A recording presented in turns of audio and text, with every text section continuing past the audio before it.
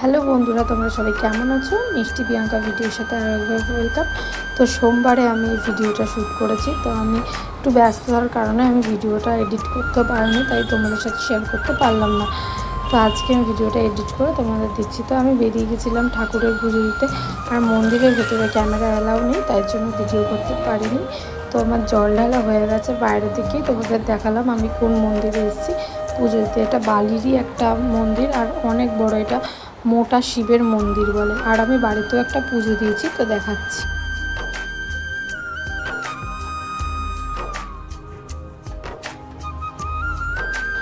তো আমার বাড়ির শিব ঠাকুরটাকে কেমন লাগলো বলো। আর আমি আজকে আমার যেখানে থাকি মানে ফ্ল্যাটে, সেই ফ্ল্যাটে আমি আজকে সাবু টাবু খাইনি। আমার শাশুড়ি ওই বাড়িতে সব কিছু করে রেখে দিয়েছিল, আমি গিয়ে মেখে আমি সব খাবো। আর কে কীরমভাবে সাবু খাওয়া জানে না, আমি চিনিটা একটু কম দিই, নারকেল দিয়েছি, কলা দিয়েছি, তারপরে এখানে দিয়েছি একটু বিট নুন, সন্দেশ, আর এইসব দিয়েই আমি খাই। আর একটু লেবুও দিয়েছি। আমি এরমভাবে মানে সাবু মাখাটা ভালো লাগে, বেশি চিনি দিলে একই উপোস করে রয়েছে, গাটা গুলিয়ে যাবে। তো আজকে তো ফল সাবু এইসব খেয়ে থাকো।